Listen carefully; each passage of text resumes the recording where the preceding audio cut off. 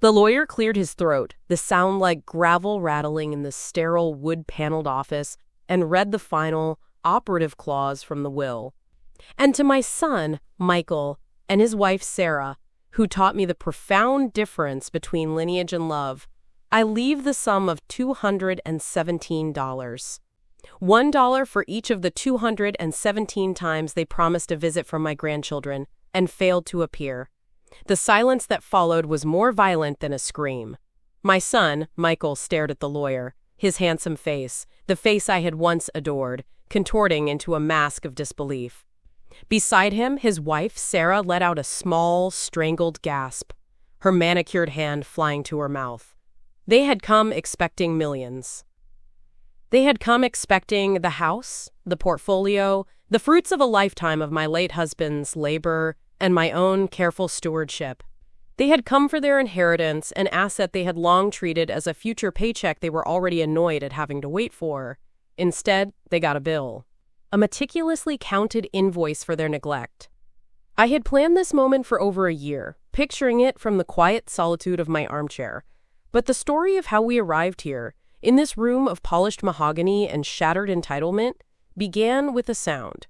It was the sound of my own cavernous house, the oppressive, echoing silence of rooms filled with furniture but no life. It was a silence that grew louder with every excuse Michael and Sarah offered. My grandchildren, Ava and Ben, were the two brightest stars in my sky, yet I was only allowed to see them through the distant, pixelated lens of a video call, orchestrated on their parents' terms and always cut short. "The kids are just swamped, Mom," Michael would say, his voice tinny over the phone. "Soccer practice, piano lessons, you know how it is." I did know. I knew because I had the schedules they'd sent me, schedules I had pinned to a corkboard in the kitchen, like a general planning a campaign, trying to find a single unscheduled hour where I might fit. The hours were there, but the will was not. I offered to drive the 2 hours to them, my eyesight still perfect, my car pristine. "Oh, no, Mom, don't do that. The traffic is a nightmare, and the kids are so tired by the time they get home."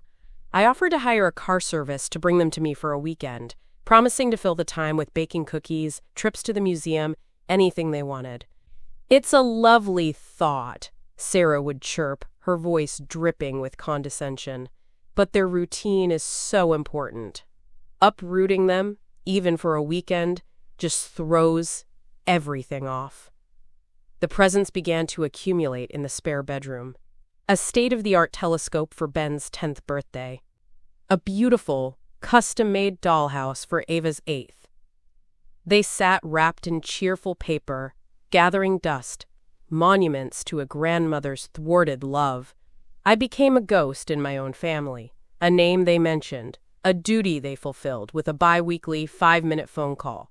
The betrayal was not a single, sharp act, but a slow, creeping poison, a death by 1,000 casual dismissals.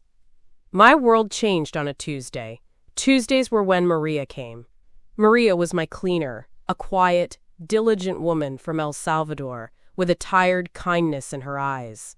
She had 2 children, Tom and Sophie, and with her husband working 2 jobs, she often had to bring them with her after school. At first, they were shy, 2 little mice who would sit in the kitchen, coloring silently at the small table while their mother worked. I started leaving out cookies and milk for them. Then I brought out some of my late husband's old art supplies. Tom, who was 10, had a startling talent for drawing. Sophie, at 7, had a spirit that could light up a room. They began to show me their work, their faces alight with pride. One afternoon, Sophie found me in the living room, staring at the mantelpiece, at the framed school photos of Ava and Ben. I hadn't realized I was crying until she tugged on my sleeve. "Why are you sad, Mrs. Eleanor?" she asked, her big brown eyes full of genuine concern. I knelt down, and the truth just tumbled out of me, a simple, heartbreaking confession.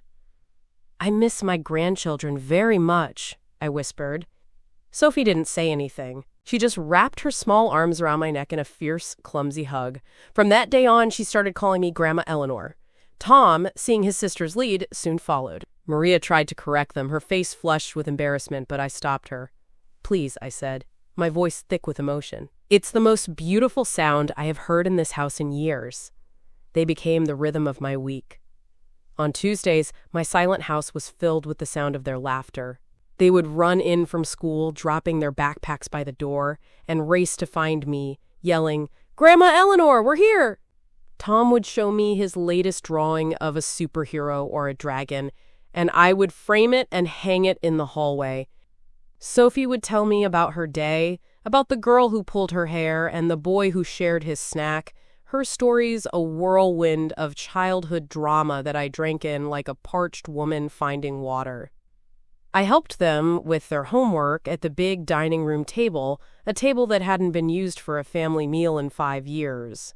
I learned that Tom dreamed of being an architect and that Sophie wanted to be a veterinarian. They didn't want anything from me but my time. Their affection was not transactional. It was pure, simple, and freely given. The final break with my own family came on a rainy Sunday. I had called Michael, my voice bright with a carefully rehearsed casualness, to tell him I had procured 4 tickets to the premiere of a new animated movie I knew Ava and Ben were desperate to see. "I know how busy you are," I'd said, "but I thought this might be a special treat." There was a long pause, and then I heard Sarah's muffled voice in the background. "Just tell her no," she'd said, her voice sharp with irritation. "I am not spending my one free Sunday with your overbearing mother. God, it's always something with her. Doesn't she have any friends?" Michael came back on the line. "Sorry, Mom, we've already made plans. Another time." He didn't even try to lie well. The click of the phone ending the call was the sound of a door slamming shut in my heart for the last time. Doesn't she have any friends? The cruelty of it stole my breath. I sat there in the silence, and something inside me shifted. The deep, aching hurt began to cool, hardening into something solid and sharp. It was a moment of absolute, devastating clarity. I was not their mother. I was an obligation, an item on a to-do list they were perpetually postponing. My love was an inconvenience. That night, I didn't sleep. I sat in my study and wrote a list. I went through years of calendars, diaries, and emails. Every "we'll have to reschedule," every "something came up," every broken promise. I stopped when I got to 217. The next morning, I called my lawyer, a man who had handled my family's affairs for 40 years. I told him I wanted to redraft my will. When I laid out my plan, he looked at me over his spectacles with concern. "Eleanor," he said gently, "this is highly unorthodox. It will certainly be contested." "Of course it will," I said, my voice calm and steady. "That's why we are going to make it an ironclad fortress. I want a full psychiatric evaluation, dated today. I want to record a video statement, explaining my reasoning in my own words. I want to notarize every page of the diary, detailing the 217 broken promises. I am not senile. I am not being coerced. I am being precise." I spent the next hour detailing the new terms. The house, the stocks, the art, the entire estate, valued at just over $9 million, was to be placed in a trust. The beneficiaries of that trust were to be Tomas and Sofia, the children of my cleaner Maria.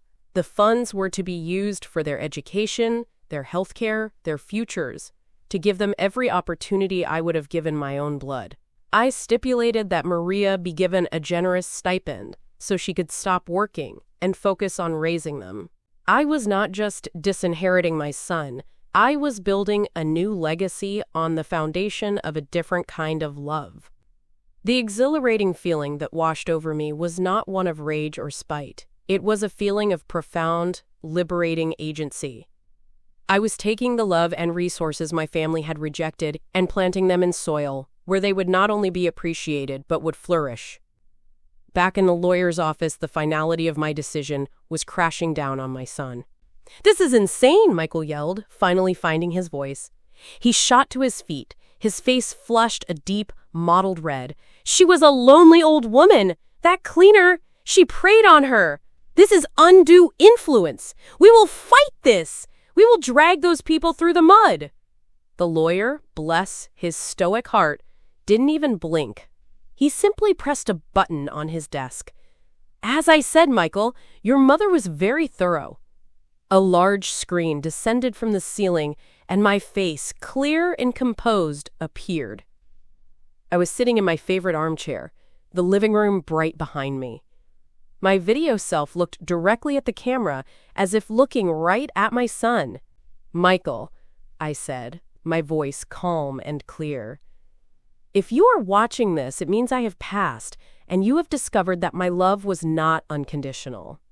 It, like any precious thing, required a bare minimum of care. You and Sarah failed to provide it.